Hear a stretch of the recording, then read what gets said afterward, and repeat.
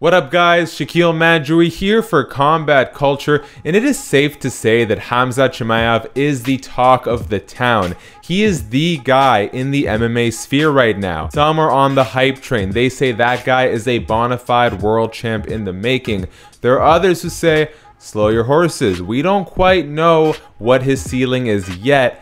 And the most important question of all is, who is this man going to face after rattling off win after win after win in a short period of time? Well, that is the topic of today's video. We're going to take a look at 5 guys who I think should be the next opponent for Khamzat Chimaev. And spoiler, Demian Maia is on the list. Now, before we get started, if you please could hit the subscribe button, tap the notification bell, and leave a like on this video. That goes such a long way to helping us do what we do with this channel, and I greatly appreciate it. Let's get the most obvious one out of the way. Demian Maia, currently ranked number 6 in the welterweight division. The UFC already made it clear they were interested in booking Khamzat versus Demian Maia should Khamzat Chimaev beat Gerald Meerschaert. And man, did he ever. Not only did he beat the man, he knocked him out cold early in round 1, and he put any doubt to rest, including my own, that he is ready for a ranked opponent.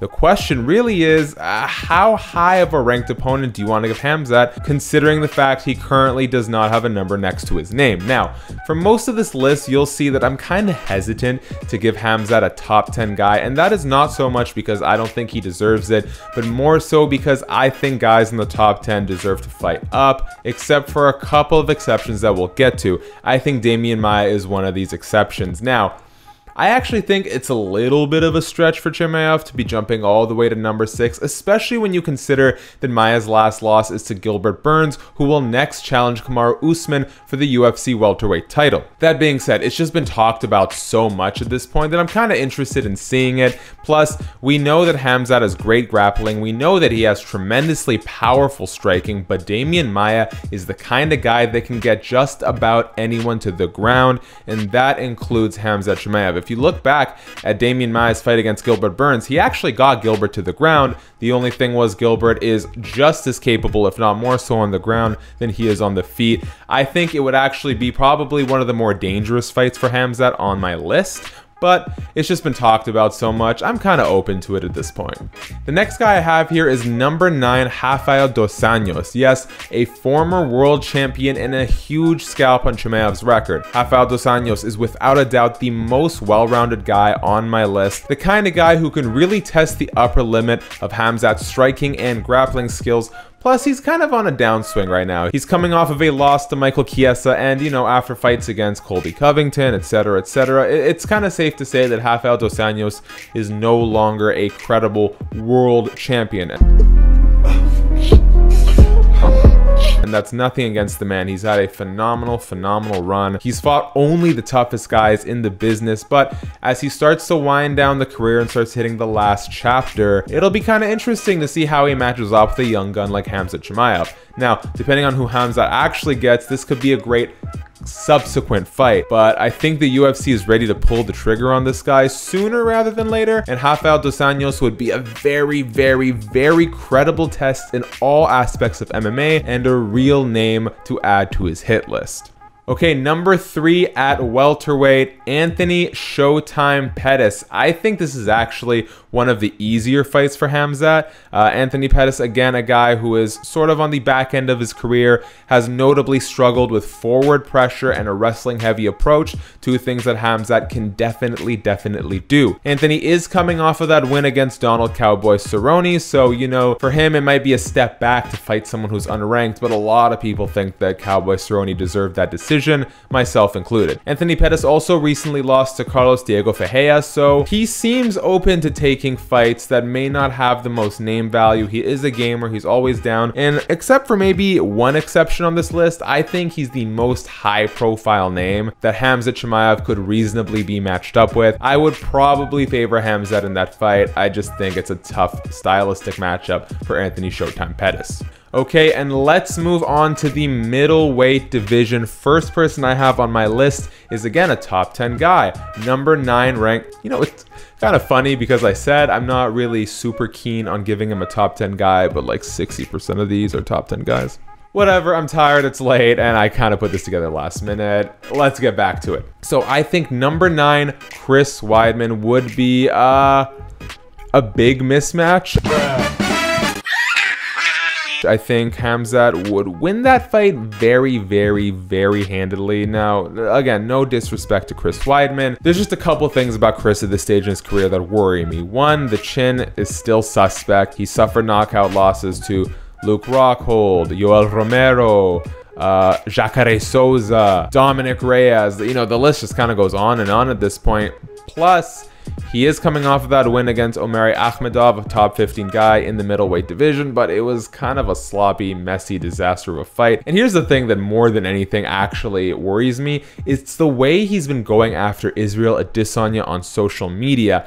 It's been with this sort of like grandioseness of, hey, I am the key to beating Israel Adesanya. And look, it's not to, you know, Chris Weidman beating Anderson Silva was, I think, the moment that like truly deeply cemented me as a long-term fan of MMA. I really, really enjoyed his middleweight title run. But like when you look at where Chris Weidman is at his career and you look at his past performances and you look at where Israel Adesanya is at this stage of his career, it's just crazy to me that he's talking the way he's talking. Now, I'm all for people shooting their shot, but it's just like a little extreme. Now, off of that tangent, let's get back to Khamzat Chimaev. Number 9 guy in Chris Weidman would be that top 10 spice that he's looking for. I don't suspect Chris Weidman would take this fight. I think there's way too much to lose and not really much to gain if you're Weidman. But, you know, I think it could be an interesting bout. I think it would really give Chimaev a huge rub, a top 10 ranking, and the chance to fight in what would be a number 1 contenders fight, or, you know, like one match below that. Again, I'd probably favor Chimaev in this one. I think he's going to be able to keep up with Chris Weidman in the grappling department, and I think he has shown tremendous power, especially against Gerald Meerschaert, that he can separate Chris Weidman from consciousness. I don't think Chris Weidman is going to be able to rely on his wrestling too much, and when you have those two standing, Khamzat all the way. And my final pick, this is the one I'm actually most excited about in a weird way. Now, I feel like Khamzat Chimaev supporters might not be keen on this because of the name value, but I think Khamzat Chimaev, an unranked guy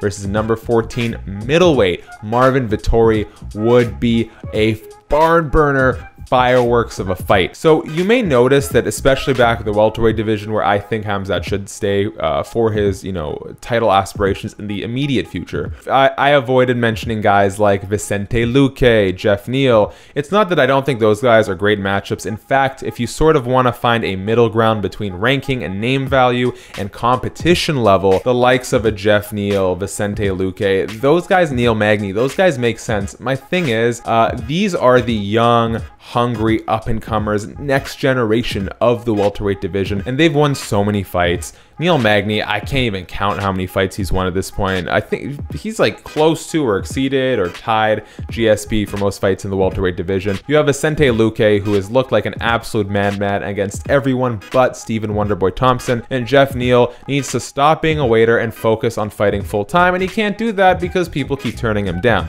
Rant over. Point being, I don't want to regulate those guys to a fight with Khamzat Chimaev. I want them to get the top 10 fights that they really, really deserve at this point. So, Khamzat Chimaev versus Marvin Vettori. Why is that sort of the exception here? Well, Vettori's got a ranking next to his name, but he hasn't beaten the sort of high name value guys that the Vicente Luques and the Neil Magnys of the world have. And that's not Vettori's fault whatsoever. He's a super, super tough guy, very talented fighter.